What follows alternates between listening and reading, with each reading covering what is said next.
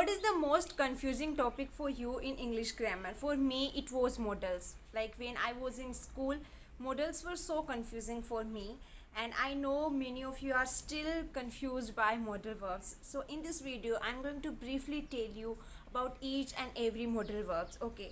First of all, in technical terms, modal verbs are auxiliary verbs that are used to show ability, possibility, obligation, advice, or suggestion. Okay, so there are mainly 9 modal verbs and few extras. So in this video we are going to talk about these 9 verbs and plus extra modal verbs. So first let's start with can. Okay, so this one we use to show the ability. Okay, for example, I can dance. Like I'm able to dance, this is my ability. And this one we can also use to ask for permission. Okay, like can I use your phone, can I dance, can I swim. Next is could. So could is the brother of can, and it can be used for past ability. For example, I could dance when I was 5 years old.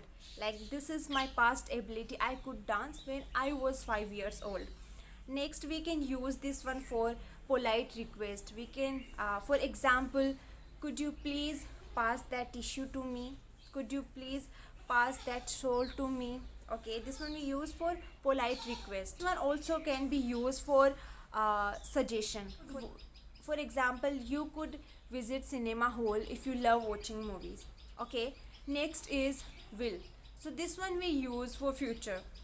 For example, I will go to school. Like this is a future thing, I will go to school.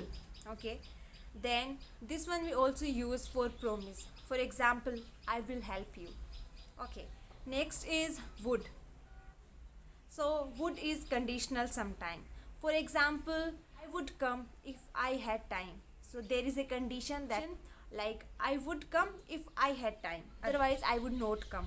Okay, can be used for polite request. For example, could you please open the door for me. And it can be also used for imagination situation. For example, I would travel the world if I won the lottery. Okay, next is shall. This one we use for offering a suggestion. For example, shall we dance. Okay, and we can also use this one for determination. For example, we shall overcome. Next is should. So we generally use this one for advice. For example, you should work out daily for a good health. And next we are going to talk about may. So this one we use for possibility. Okay, and we use this one for slightly strong possibility. For example, it may rain today. Like there are more chances to rain today, there are strong chances to rain today. Next we can use this one for asking a permission. Like may I come in, may I sit here. Okay, and remember we also used can for asking permission, and here you can use both. Okay, but we use may in a slightly polite way. Okay, next is might. We use this one for lesser possibility. For example, it might rain today, but I doubt it. Now let's move on to last modal verb. This is must.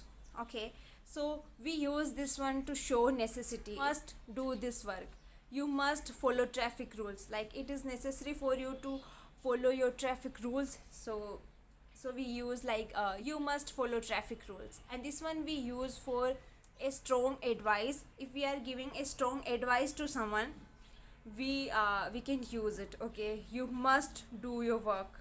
Okay, you must complete your work. That's all we have discussed about our 9 modal verbs. So so I'm keeping this video very sweet and simple. Like that's why I briefly told you about each and every modal verb with 1 or 2 examples. But if you want a full detailed video with all the examples, with all the rules, regulations and exception, then you can comment down later. So I will surely make a video for you.